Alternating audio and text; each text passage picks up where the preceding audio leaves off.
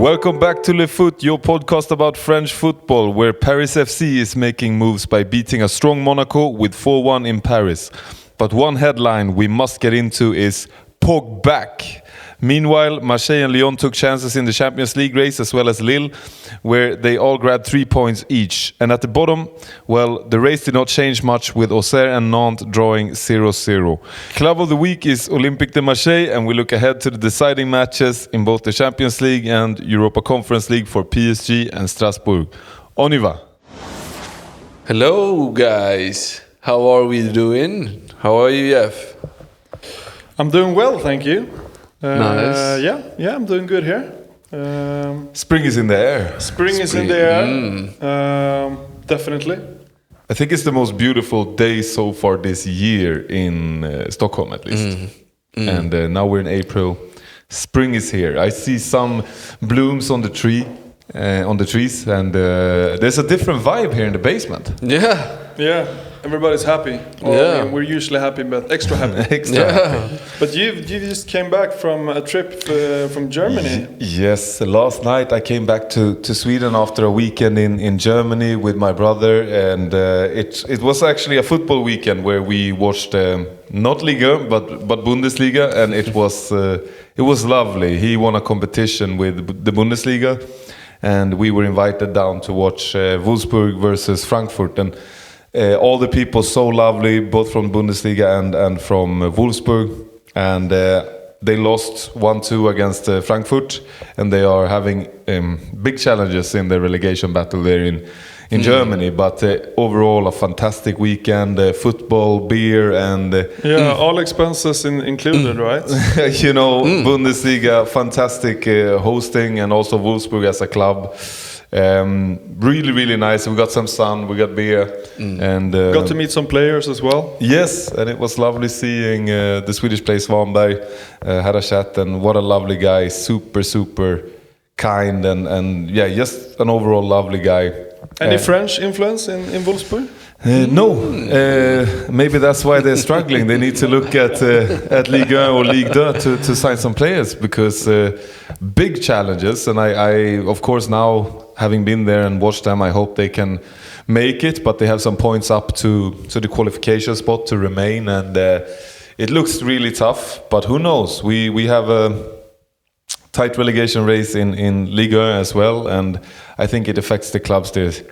But one thing I must mention as well, the training facilities and the stadium, everything was really, really high European class, and that was so interesting to see, this day-to-day for the football professionals and all the details that goes into running a football club on a high level, which was it was fantastic overall, and I'm grateful for my wonderful brother bringing me along. That was a lot of fun. And how are you, Dennis?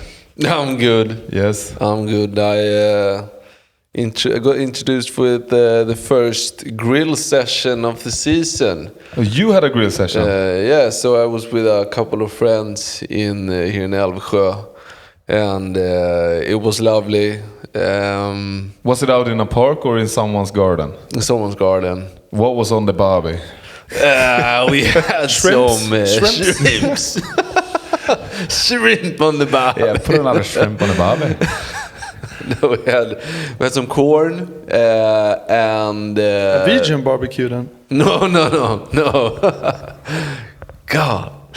No, we had some pork, and it was something else. I was a bit tipsy, but it was fun. Lovely, very fun. Lovely. But then, what a weekend it's been for Ligue 1, and let's dig right into it.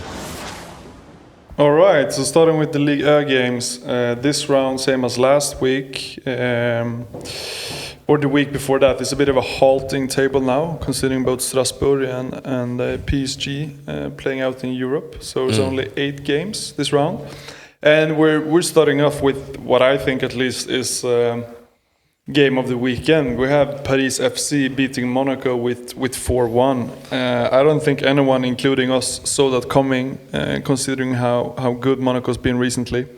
But 4-1 on the score sheet, and Immobile scoring back-to-back games. Very interesting game. Yeah, and I mean, it must be so good for Ciro Immobile to be back after that. He missed one due to illness, and then he's back, like you say, 2 starts, 2 goals now. And but what a start from Paris FC. We were looking into a probable Monaco victory here, given their form. But then they come out, and after 4 minutes, you have Ikone scoring a good goal. Great work from Simon, Moses Simon there, who has been criticized this season with good reason. But in the Paris sun on a Friday evening, they showed up. And then Immobile, as you say, and then 21st minute, you have Ikone again, 3-0, and it felt a bit like game over for Monaco. Yeah. But what happened those 20 minutes? Like, how come Monaco conceded 3 and Paris scored 3? I mean, was it watching at the game? I mean, there was a lot of intensity from Paris FC, but also, you know, like the finishing product, scoring the actual goals, like they scored them. But I mean, what happened? Monaco were not prepared enough for the game, or? I think we talked a little bit ahead of this game. I think one of the answers to your question is the defending in Monaco was not good enough. I think the otherwise very good Zakaria, who I think is a fantastic player, together with Kehrer and Face, it was not good enough. But Paris FC were clinical. It was 3 good attacks and three good goals, and very clinical. And Monaco, they actually had quite a bit of ball. I mean, they had possession, but they were really punished. So I would say partly not great, you know, defending, and I would say partly it was clinical. And you should, anyone who hasn't seen it should watch that Immobile goal, right, Dennis?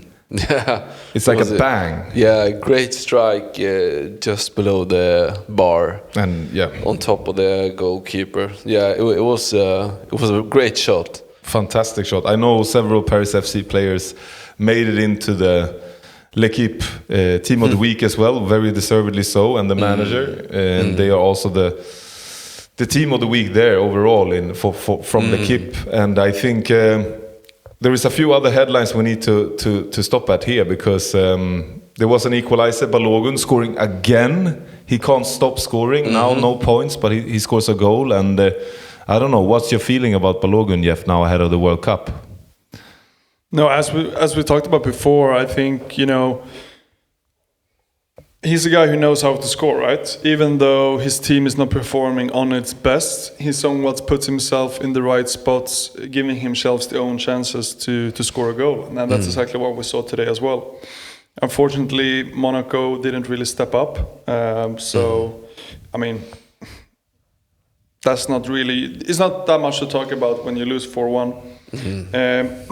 But I was looking here now, like at Paris FC, and their coach now has been in the team for 6 games, Antoine Kombouaré. 3 wins and 3 draws. Hasn't lost a game yet. And do you guys remember that before, or actually right about the time when they appointed Kombouaré, we were questioning a bit, what are they expecting to get in return, changing a manager? They felt pretty safe. They of course was threatened with relegation, but not too bad of a threat. But he has shown that maybe he is the right next man for this project. And maybe the owners and the sporting directors knew exactly what they were doing, because, as you say, Jeff, he has had a proper effect. And this match kind of tops it up. They are not only safe now, I think they are like starting to climb a bit in the table, which is impressive given they are a newcomer. So I think definitely a headline here as well is that Kombouaré seems to be more than just a interim. For sure, and I mean, now they beat Monaco, but before that they played teams like Le Havre and Lorient, won and draw. But I mean, they also drew against Lyon and Strasbourg away. So I mean, it's not just your average teams. Like, they played great opponents also. So Paris FC, yeah. I think next season, very interesting. Yes, I think that will be an interesting season for Paris FC. For sure. And another thing you mentioned earlier, Jeff, Immobile scoring now. You remember he scored his first goal, and we were talking about the feeling, both in the club and also for us as viewers, is that he has woken up. And we know he has scored so many goals in Serie A in his career. He's older, but now he looks much more natural, and we can recognize him. It doesn't matter with age. If you have the quality, you have the quality. And there is another goal, the 4-1 goal from Koleosho. What a strike. Oof. Great goal. And I mean, Monaco conceding 3 goals early within the first 20 minutes. I think also in the second half, there was just before this goal, there was a bit of sloppiness in the midfield. Yes. And then I also think, I don't know if it was perhaps Zakaria or Fass or someone with the header, leading up towards this goal. Could have been done better, but I mean, then the finish is what it is. I mean, it's great, but up towards the goal, they could have done a lot more. But then when the strike comes from, it's just a great strike, a great goal, and himself and the whole Paris FC looked surprised, I think, when Colochon scored there. So but a great goal. Yeah, and we could have been 5 goals even with Lopez's chance. Oh yeah, in the first, I mean, the first, I would say 25 minutes, Paris FC could have scored, like you say, they could have scored 4. Yeah, but with that said, they were clinical given that what they actually did with those attacking options. But like you say, fantastic chance, and we need to talk about one thing: Pogba. Pogba is back. Pogba. It's crazy seeing him play football again. Yeah, 33 years old. He's now back playing since, I don't know the last time he played, to be fair. No, it's been a long time, and I mean, he has been in Monaco now. There's been questions: is he ever gonna play again for Monaco? Is he ever gonna play football again?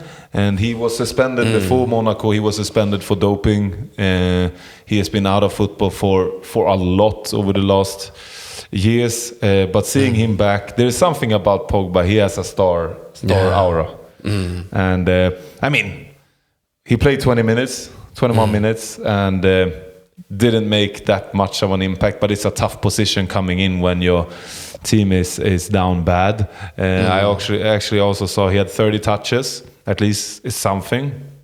And he also had 7 passes where he tried to bring them forward towards the attacking part of the pitch, which I think it tells something that he's trying to be constructive.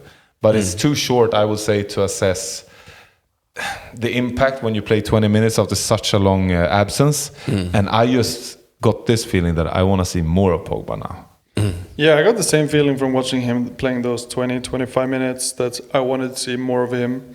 And I think we might, considering what he provided within these minutes, because the player he's like the player within Monaco that might be up for grabs for starting the games, like Kamara, Koulibaly, for example. It's not bad players, not at all, but I think if Pogba gets some momentum, he could definitely, be challenging them to be a star player for Monaco. If not, next game, maybe the last couple of games for the season, or starting next year. Yes, and there is some work to do. We'll get that when we look at the overall league now. But a lot of the competitors for Champions League football took the chance and grabbed 3 points. And it's tight. It's tight. Yeah, I mean, it's only 4 points now from Monaco in 7th place up until Lille on 3rd place. And in between that, we have Marseille, Lyon and Rennes. So, yeah. Tight for sure. For sure. Next game we have Olympique Marseille versus Metz. Olympique Marseille takes home the win 3-1 against the bottom team Metz.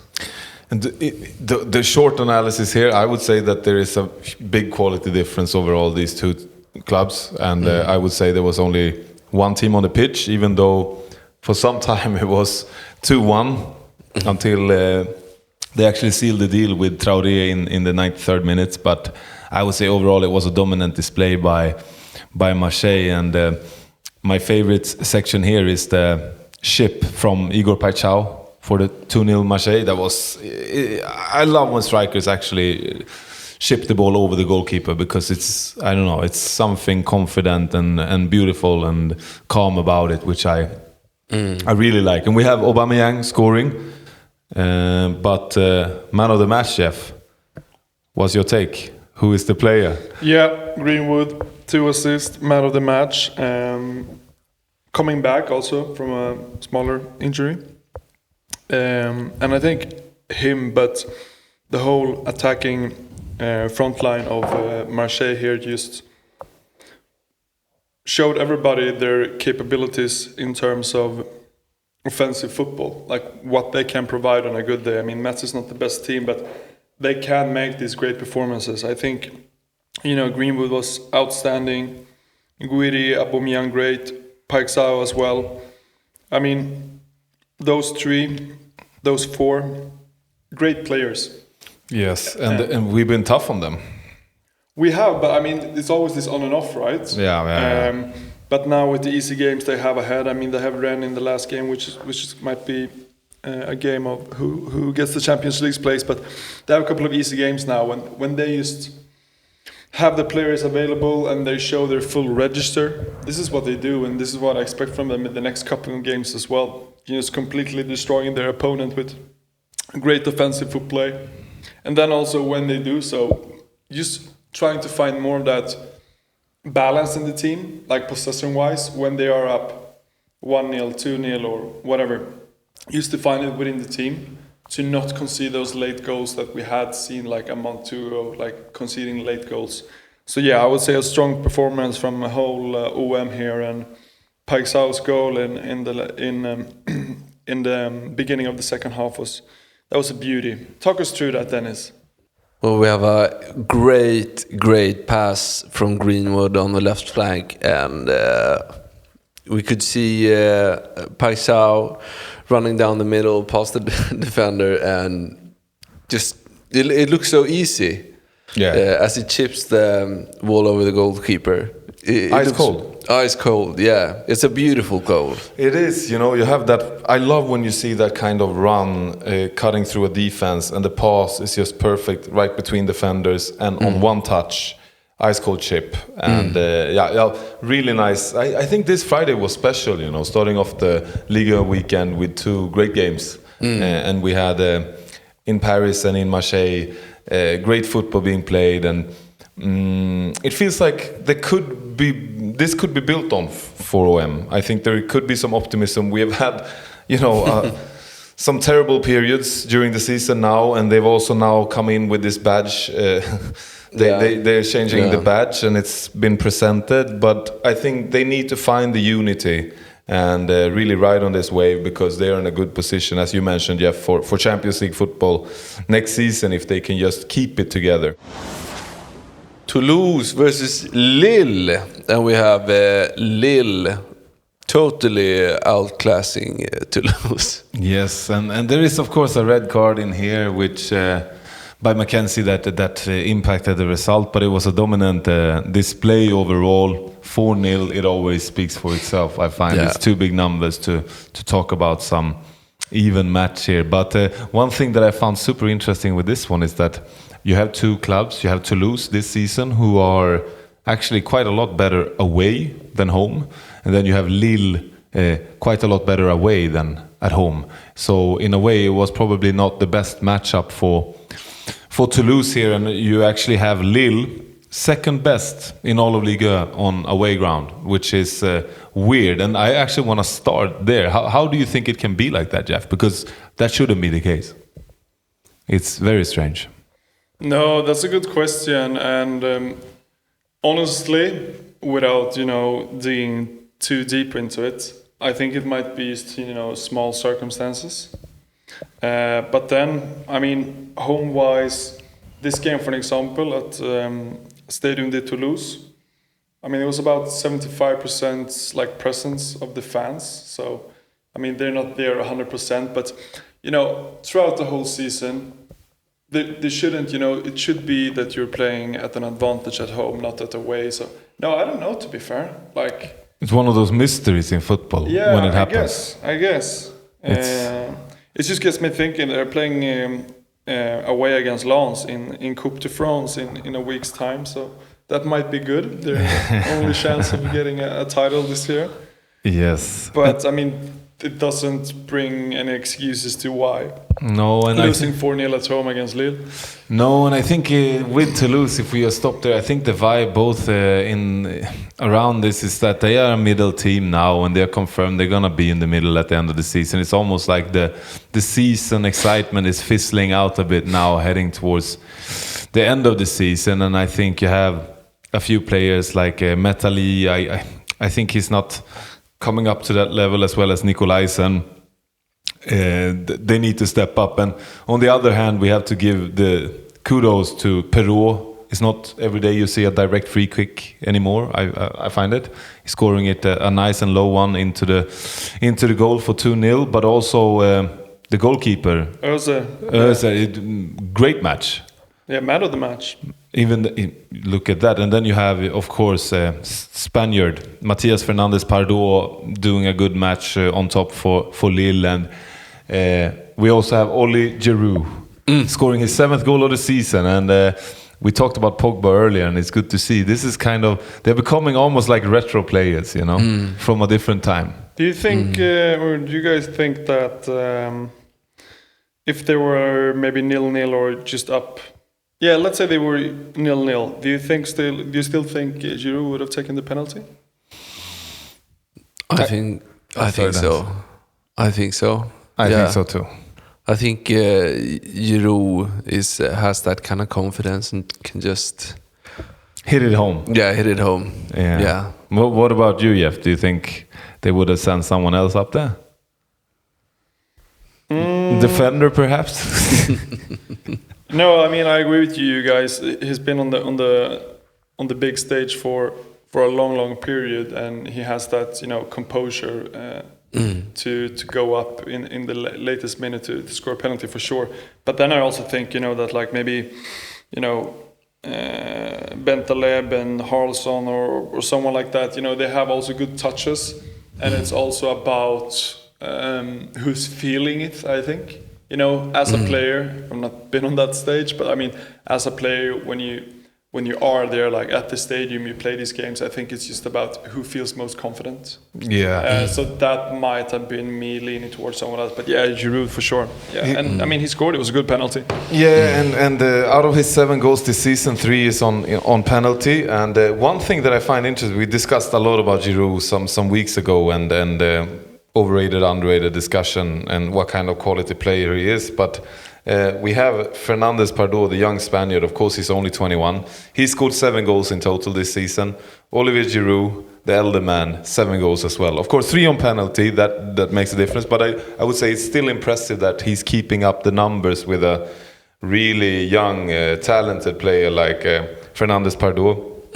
And Fernández Pardo, for example, 5 assists, which is also fantastic given the young age. But Giroud, just keeping it up there. He has 1 assist, 7 goals. I think it's good at his age. And of course, he's not starting every match. I can imagine that body is a bit tired. But overall, I mean, seeing 4 goals is always fun. It became a bit one-sided, I think, with the red card. And for Lille, what a boost heading into the final stage of the season now in Champions League, the chase for the Champions League. Yeah, pole position for the number 3 spot. And as OM have somewhat of an easy schedule in the last 5 games running up to the end of the season. Probably Monaco there in their second and last game, playing Monaco away will be a tough one. But apart from that, quite an easy schedule.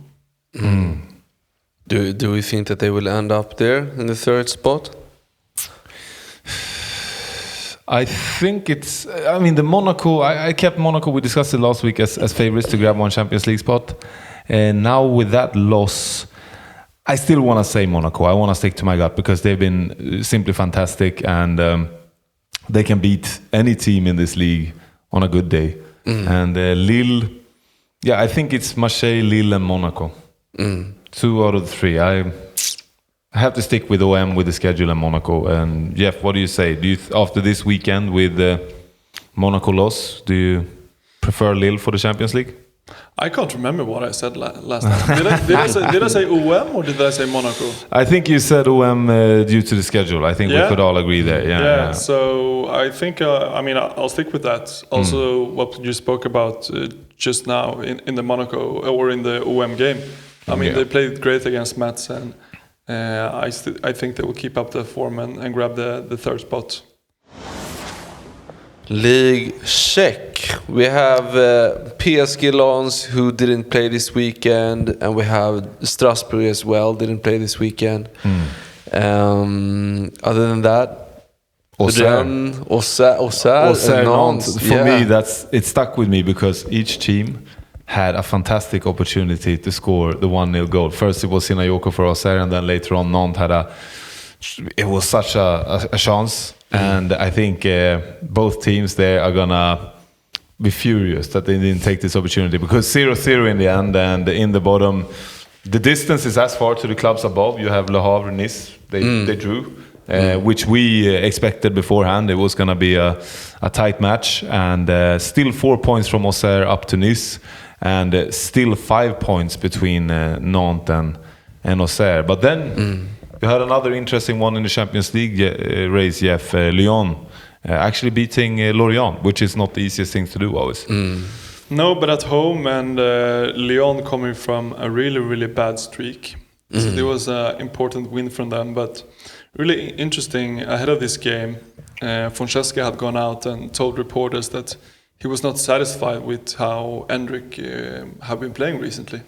Which is, just when you read it in the headlines, it's quite a harsh statement. But I mean, you never know with the media. They might have been, twisting and turning that. But nevertheless, Endrick was benched against Lorient.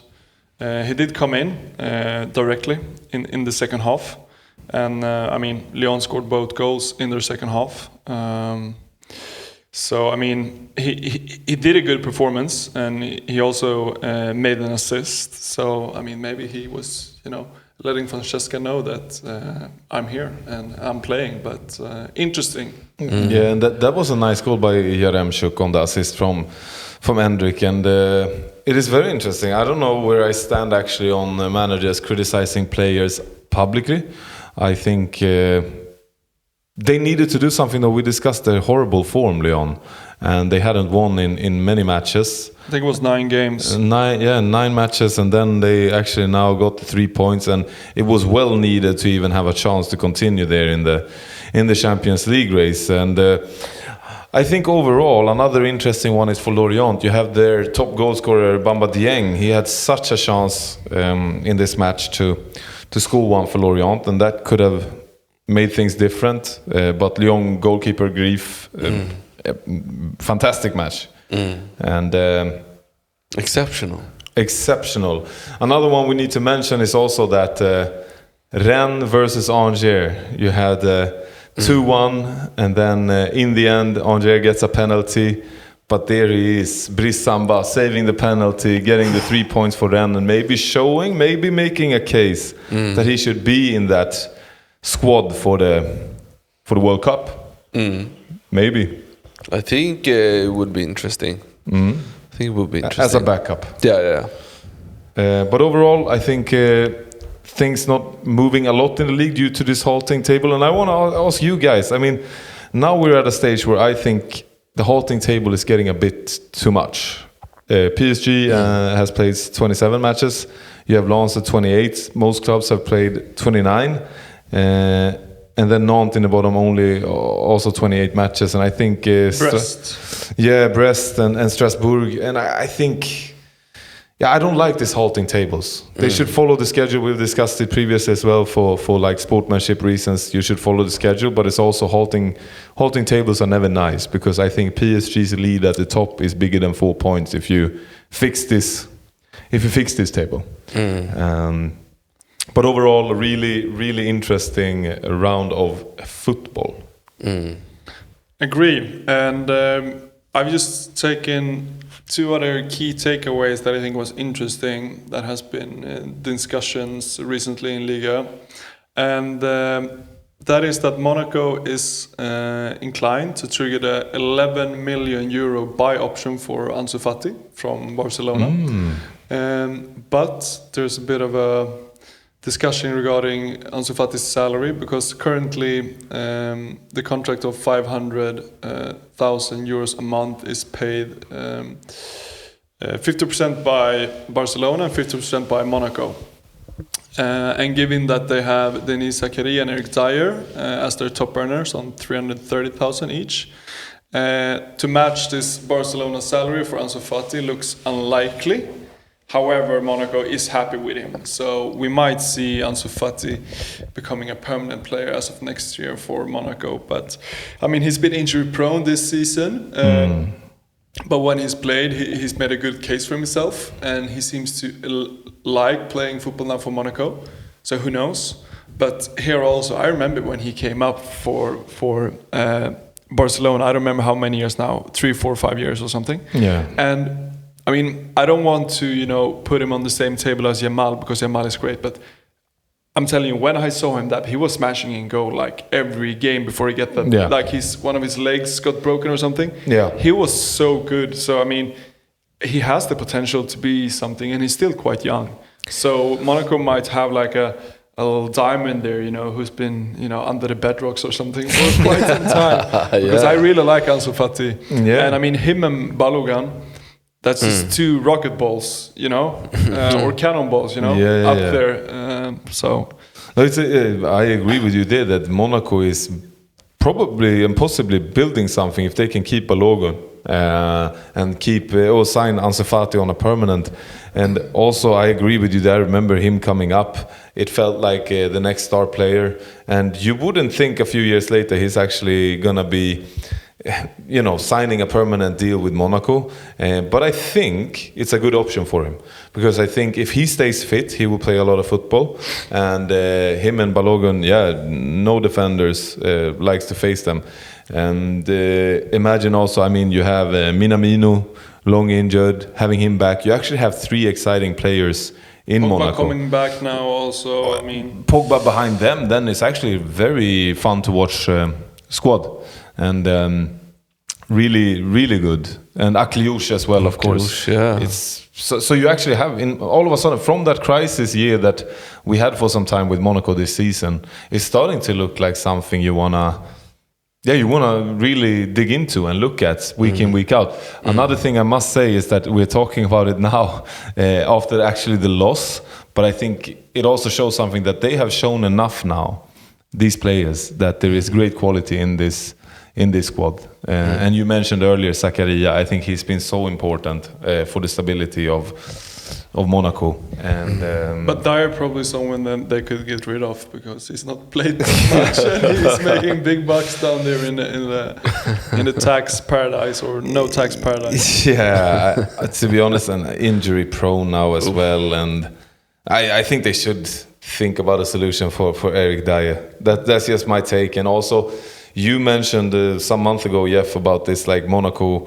when you see some of the signing strategies they have, then it's almost like a graveyard for former Premier League players. And I think they should try to get away from that. Focus more on the Baloguns, the Ansu Fatis, bring some not too old players like Minamino who show something. I think the Eric Dyer kind of profile, I don't know. We also remember there was the rumor with Ben White coming over, the Arsenal defender, and I think they shouldn't stick to this strategy.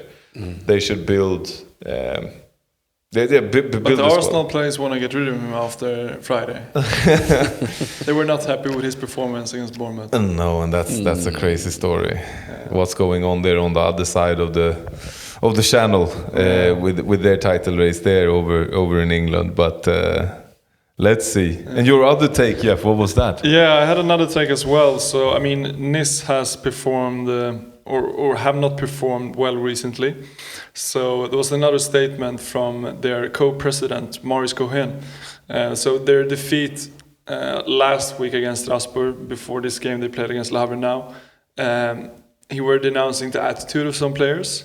And he didn't mention the names, but we saw a catastrophic team. Like, that's how we summarized it. And then I read there's been some turbulence in the locker room, some player going out, some player doing that. And I mean, Nice is not doing well now. And I mean, if Auxerre and Sinayoko would have scored and won there, I mean, there would have been 2 points to Nice. So, I mean, they still have the four-point gap now down to Auxerre. But I mean, if they keep going this form, they're not safe. No, and I thought that they left behind the most troubles, but it's very troubling to hear they are still going on with all these issues in the squad and as a club, and the statements that you're talking about. You remember back in December there was the fight where the fans actually got so mad at the players that they attacked them on the way home after the loss against Lorient, and it continues. And there is something wrong. You have a new manager, not new, but he came during the season, Claude Puel,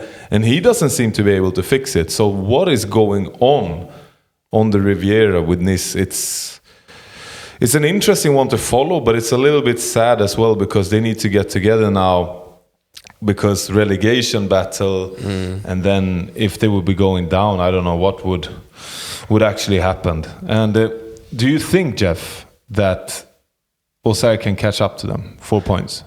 I think, without recalling all the team's schedule, I think Auxerre has really tough games, like in their run-up, what they have left. We can see Monaco, Lyon, Lille for Auxerre. And Nice. And Nice, yeah, so that's interesting. At home.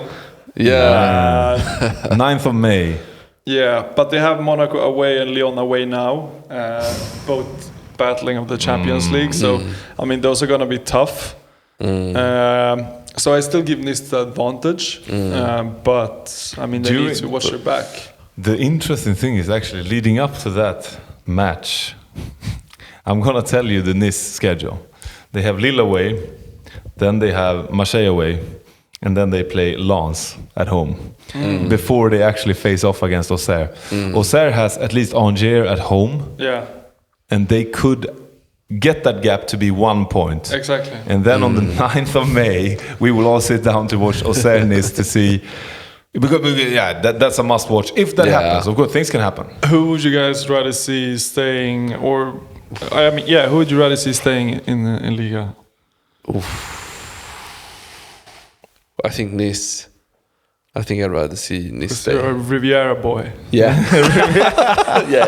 Riviera boy. But we then like I have to actually I go with my heart here, and I would say I want Auxerre to stay, because I can agree with you to some extent that Nice is a big city. It's a big club that you want to keep. I think it's a good thing for the league.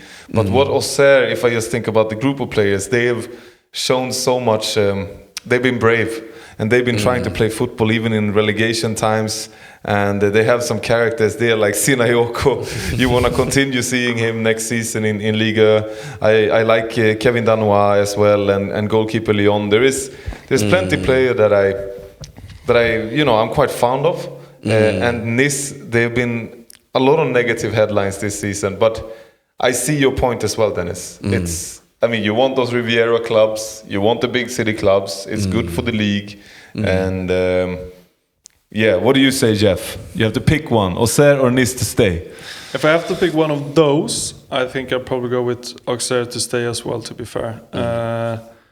Just because, we already have Monaco down there, and I shouldn't say too much depending on who's listening, but I think I'd rather see Auxerre there. But that's also because I think, with our podcast, the three of us, we have a bit of Sinayoko as like our lover boy. Yeah. So the golden boy Sinayoko. So I think that's one of the reasons. We were all down bad when he didn't score for 4 months. It's and of course we have to mention there is some nice players in Nice as well. But this season there's been so much negativity. But one thing that is crazy, Nice is also about. Between those matches, those 3 matches leading up to the match against Auxerre, they are going to play semi-final in Coupe de France, which is crazy. Could they pull a result against Strasbourg away there? They're actually going to be facing relegation battle, but also being in the Coupe final, which is the kind of story you love. But I give them basically 1% chance to beat Strasbourg away, because we saw that match the other week, and the quality difference is massive. But it's an interesting one. It's time for Club of the Week, and this one is the last Club of the Week of the Ligue clubs that we're doing this season. And Jeff, you're gonna bring to us Olympique de Marseille. What a club!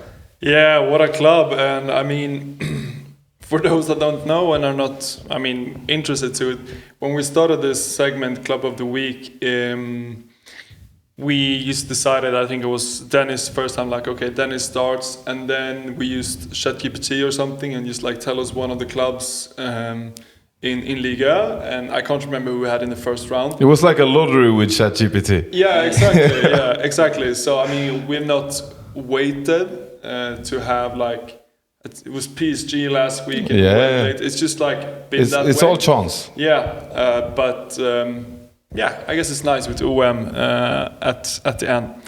Okay, but I found some really interesting stuff when I was looking into this yesterday, and I will end with the one that I think is most interesting, and perhaps especially for us that are from Sweden. So that's going to be really nice. But starting from like where the club was created. So OM was founded in the last year of the 1800s, so 1899, and that was as a multi-club, which means like OM was started with combining sports, cycling, rugby, boxing, etc. And then the football of OM took over like on a later stages. And that also brings us to the name of the arena. So as most of us know, they play on the Velodrome. And that's named that way because initially it was a bicycle stadium. So like when you have the stadium, you have the football in the middle, right? But then around the football pitch was like when you see like a field on track, like the Olympic stadiums. It was like that, but for bikes. So that was up until 1937, where they had this velodrome around the football pitch. But then they took that away because it was not as popular anymore, and then they filled it with seats that got closer to the football stage. And bicycling is huge in France as well. You have Tour de France, and I think it's one of the main sports, right? So it's important part of the history. Yeah, definitely. But and I guess we see it in the Olympics these days as well. I don't know if that would be called a velodrome as well, but you see it in the Olympics when they do it like indoors. Yeah, and it's look like a gymnasium hall, like when they bicycle around and all that. Have you watched that on television? you get briefly. dizzy. Yeah, for sure. Bicycling around in circles. Yeah, it's then it's nicer with those long races, right? Yeah, yeah. And on the velodrome also, so like the ceiling on the stadium, it's made in a special way. I'm not an architect, so I'm not going into the details, but it enhances the volume. So I was just thinking about that. They have a really common song they sing, it's called Axe Arms. And in France, or in French, maybe Charlie, you need to assist me here with the pronunciation, but it's Axe Arms, Nos sommes les moises, et nos allons gagner. Alles OM! Mycket bra. Can you give it a try? Yeah, so it's nous sommes. It's like we are. But I love the way you No, but from the beginning. From the beginning. Axe Arms. Yeah, two arms. Yeah, I'm gonna say the English also, but if you read the French one. Okay, bring it to me. This one I think it's au arme, nous sommes les Marseillais et nous allons gagner, allez OM. Good. And not perfect, but you saying that because I took French in school. Yeah, you were a study boy. That's right. But I loved your take on it. I thought that one was more rustic. Yeah. But for those that don't understand that, including me, in English and pronunciation here, I mean, I used a bit of ChatGPT here as well, but to arms, we are the people of Marseille and we're going to win. Come on, OM. It's a good, beautiful, short and nice, and clear. Yeah, like that. Everybody can be a part of that. So Yes. the volume gets massive at the Velodrome when they sing this. And we will also play it for you right now so you can hear it.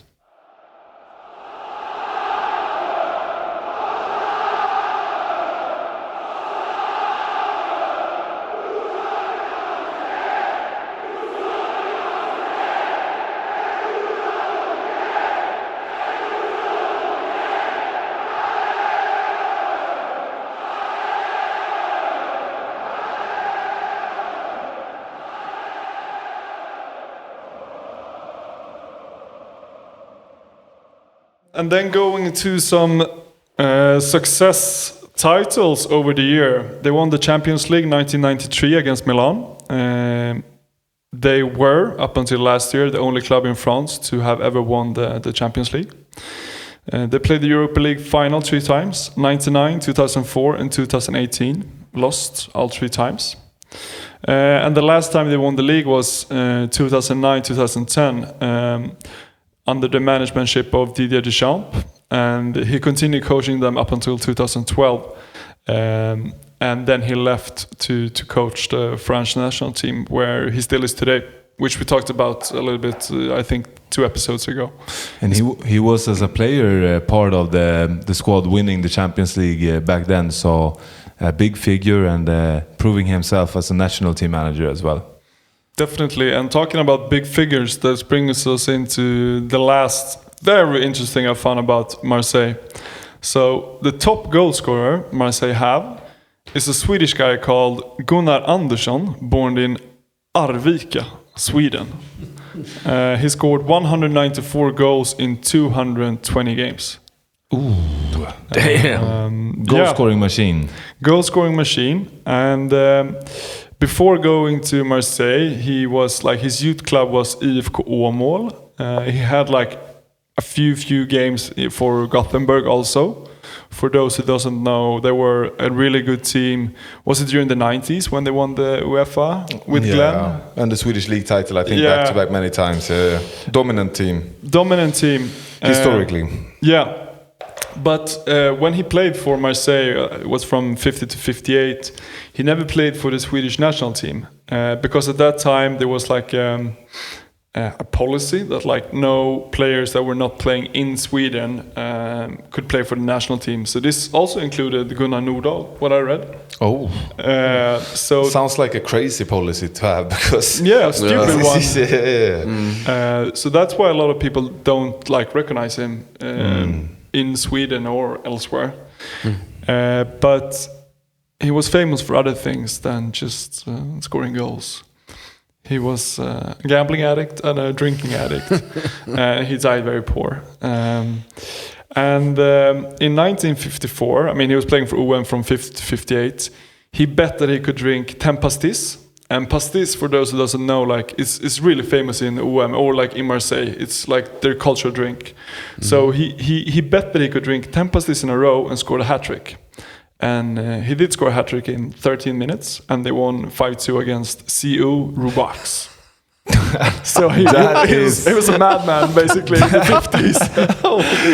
But that is one of the most impressive things I've heard in sports. I think so as well. Okay. That's crazy. Dennis, can you drink 10 pastis and even walk out this door? No, not a chance. Scoring a hat-trick. Oh, wow. That's impressive. Oh, wow. And a bit of like a sad sob story. I mean, he continued playing after 58 for a couple of other clubs in France.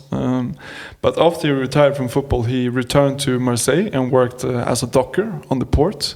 And I mean, for those who doesn't know, Marseille is, out to the Mediterranean. Harbor city. Yeah, exactly, harbor city. So he was working there at the port. But he died at the age of 41, working at the port of a heart attack. But the legends say that he had an UM ticket in his pocket when they found him and he was dead. And he was that day going to go and watch UM play against Dukla Prague in the European Cup Winner Cup. But he never, he never got to the velodrome made it there because he died. That's sad. Yeah, Rest in peace. Sad. Even though it's a very long time ago, but I think it's very nice that you bring the story to the final club of the week of Gunnar Andersson, legend, and that story about 10 pastis and then a hat trick. It will stay with me. It's remarkable. That's a beautiful story. Yeah. What a legend. Back to the Champions League, and we need to talk about last week's clash in Paris at Stade de France with PSG beating Liverpool 2-0. Jeff, I want to hear your take. You have a good eye for Liverpool, and what do you make out of that first leg here? I mean, going into the game, I did not really predict the formation that Liverpool was going to play and how they were going to play it, because I think starting from the first minute, all players, and then I mean all players, including Ekitike, were like in the box of Liverpool. So I mean they played very defensively from the first minute, and then perhaps a bit unfortunate that they scored a deflection goal from Doué, like in the beginning. It was hard to see that it was a deflection. Then you watched the replay 3 times. You actually saw it was quite a big deflection. He would not have scored without the deflection. No, for sure.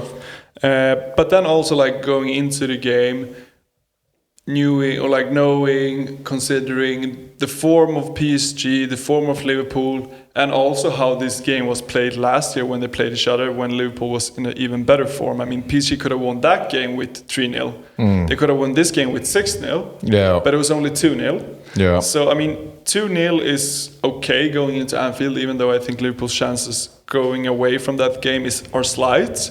But I just think, like, the way they played with the players they have, that they were just giving PSG the ball from the first minute and being like, okay, we're just going to defend. We're not going to go anything up front. So from that perspective, like solely that perspective, I think from Liverpool eyes, it was not a nice watch. No.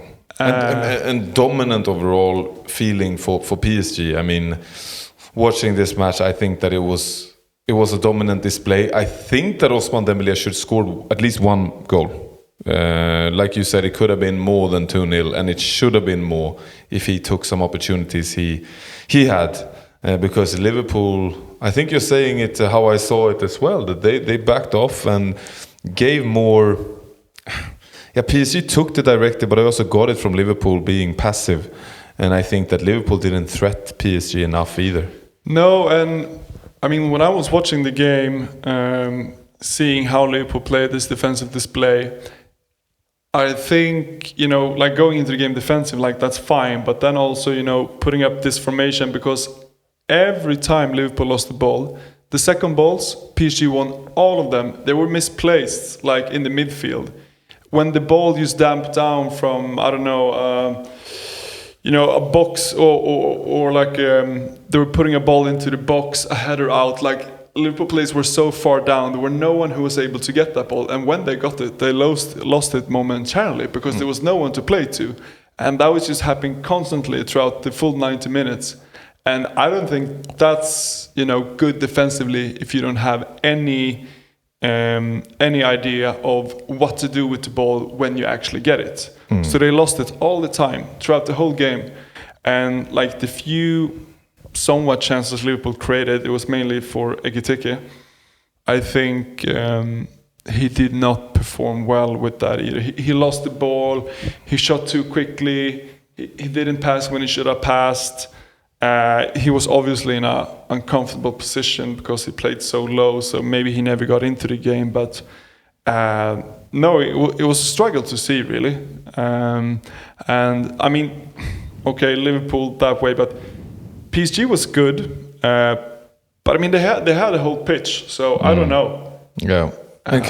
And you actually mentioned, there's 2 things that we talked a bit about beforehand. And one was you mentioned the atmosphere. And these Champions League nights, you always talk about, in general in football, you talk about the Anfield Champions League nights. I'm starting to get that feeling a bit with Parc des Princes. Of course, it hasn't had the same history, but when PSG plays at home in these big matches, it's electric.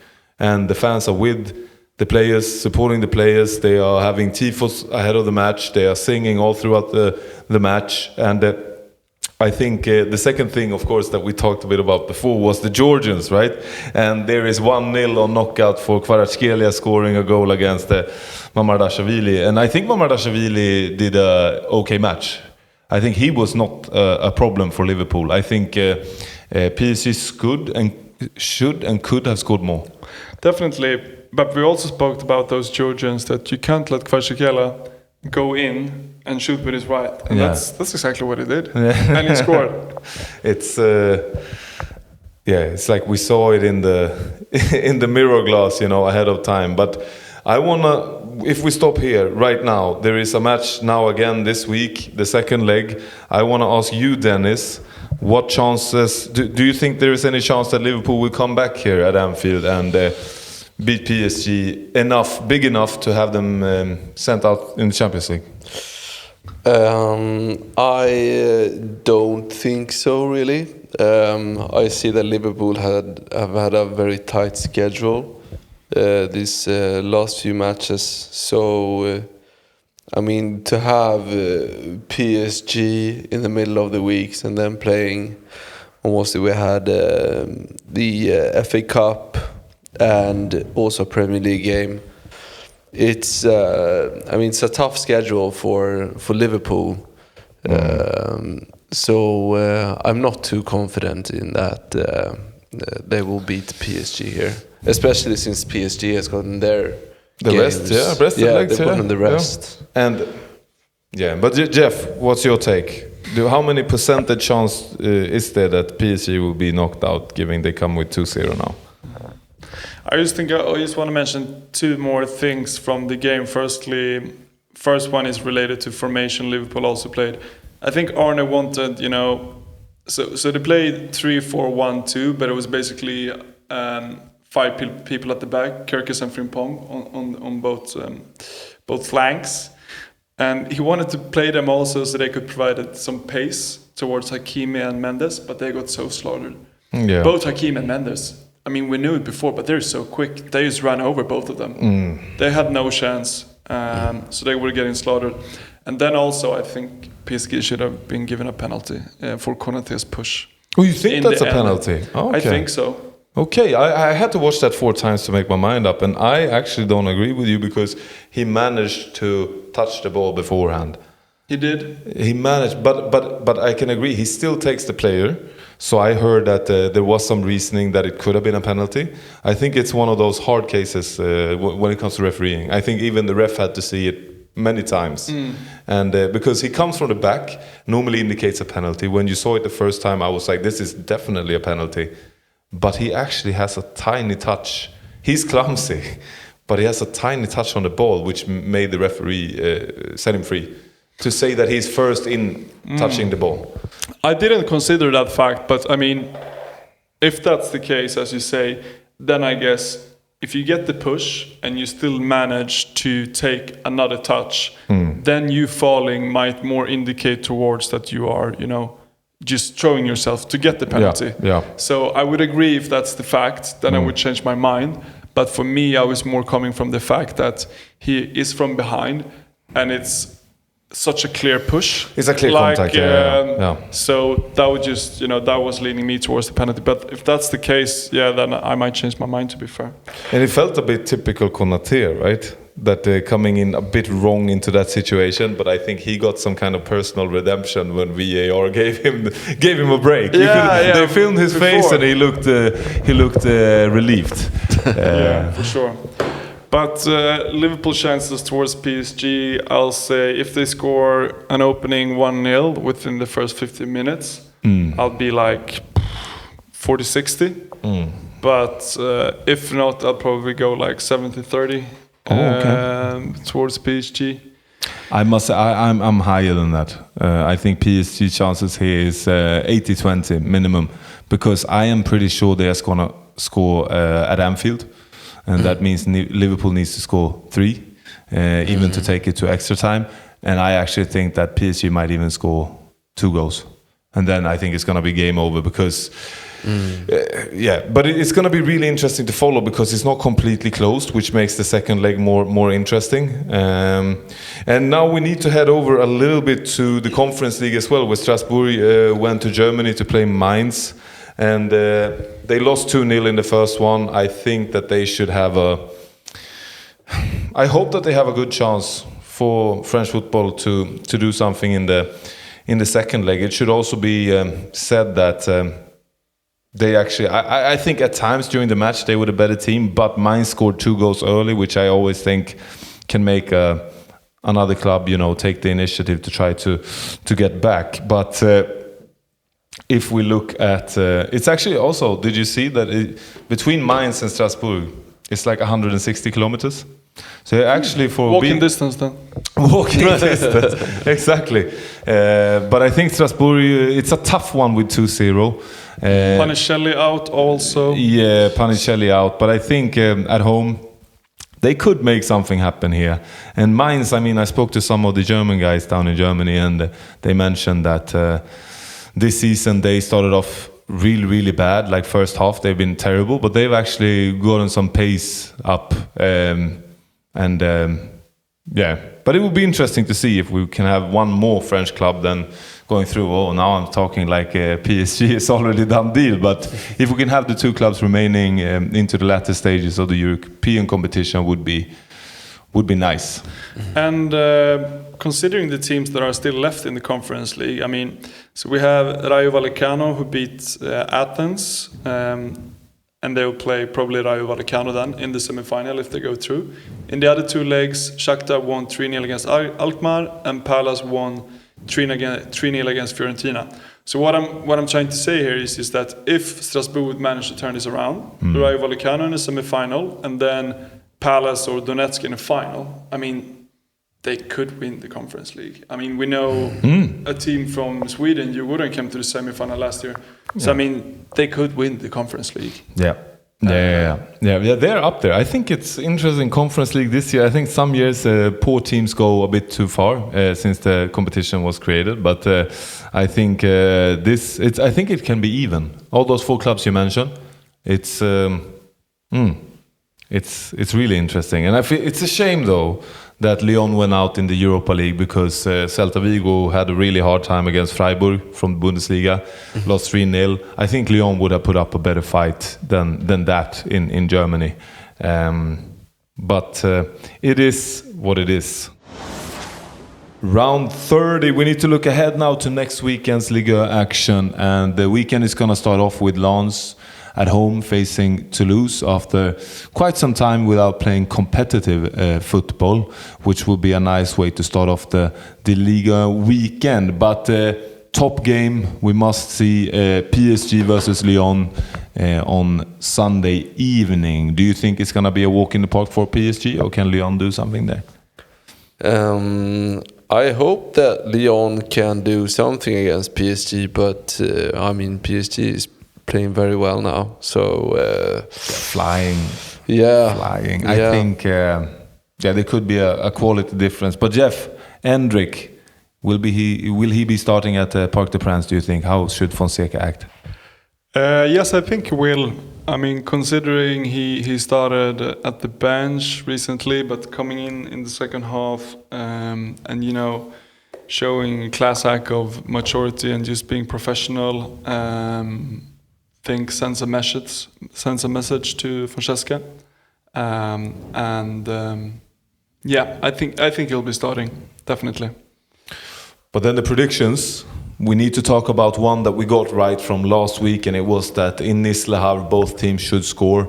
And we actually. How much was the? Do we have any odds on that now? No, we need to check that out for next time. Actually, I combined odds for the predictions, so we take them one by one. But that one was correct. There was some other close ones with Le Paul scoring, which he did a good game, but not scoring any goal. But predictions ahead of next weekend, I'll kick it off by saying that I think that Paris FC is going to go to Metz and beat them. And I base this on Kombouaré's impact now at Paris FC. They displayed some really clinical football versus Monaco, and I think they're going to continue. But I, of course, also base it on Metz. They are a team that has 2 feet down in Ligue 2 already. And I think mentality-wise, they're having a really hard time. I look forward to seeing Immobile as well. Could he score his third game or third goal in 3 consecutive matches, you think? I think so. Yeah. Watching him play now, he's playing with ease, and I love to see it. But it won't be easy, but Paris FC should win. Dennis, prediction? I'm looking into Strasbourg versus Rennes, which I think is a very interesting game, given the qualification spots that is looking good for Rennes right now. And I mean, if they grab 3 points from that game, I think Rennes will have a decent chance of staying up there, actually, because they have quite a few matches left this season. So I'm betting on Rennes beating Strasbourg, even though also Strasbourg is very good at home. I really think, or hope, I don't know, both. Yeah. But I think that might be good because Strasbourg is playing now this Thursday, second leg. That's home though, but against Mainz now. Yeah. And then they play Rennes, but then after that also they play Coupe de France. So they have 3 really important games here now. And in the league, yes, it does matter, but that might be to get the conference spot again. They're not really competing for the Champions League there. So I think they might rest some players against Rennes for the Coupe, the following day. So that might be also something that will give Rennes a bit of an advantage, even though Strasbourg is good at home. But and they will probably, if they go through in the Coupe, they will probably beat Lens or meet Lens in the final there. So it's a very interesting to see what happens there. Okay, and I think OM will continue their run now. The one-match run. Exactly. Yeah, the momentum. The momentum, and just with the last couple of games they have left, they just need to win everything, and they don't have any other focus points. It's only the league, so I think OM will continue with Greenwood. Perhaps I'll not say it, but perhaps Greenwood will have a good chance to get back into the score sheet. He's still competing of winning the Golden Boot in Liga. It's him versus Le Paul now. Since Panicelli's out. Okay, but that's the 3 predictions, and I think they're all pretty. There is some odds there, and but one thing I want to say, when you mentioned Greenwood getting back into the score sheet, because now both players didn't score, do you think we're gonna see one of the Liga top scorers finishing 20 goals or higher, or do you see them landing? Greenwood is 18 now, isn't he? I think 16. Let's double check. Is it only 16? I think so. We need to double check that one as we record here, because I always think when you have a lot of matches in the league. Okay, so Greenwood is actually on 15, Jeff, and we have Le Paul at the number 1 spot with Panicelli 16 goals. Do you think that Greenwood will reach 20? Because I think that's almost like a magical number in a list of amount of goal scorers in a season. No, I don't think so. There's, what is it, six more games? Yeah. I think it'd be tough. Maybe if there is some kind of freak match where someone scores a hat-trick or something, but I think it looks grim. I want to see players. When I see someone in Liga winning the Golden Boot and the top scorer title, I want to see 20 goals minimum. Definitely. Yeah, and also here, Le Paul 16 goals, 2 penalties, Greenwood 15 goals, 5 penalties. So, and Sulch 11 goals, no penalties. Super Sulch. Super Sulch. And that is it for this week. Follow us on socials, subscribe, and give us a rating wherever you listen to podcasts. And remember to tell a football-loving friend. For queries, you're always welcome to reach out at lefootpodcast@gmail.com. Have a great week and see you next Monday. Au revoir.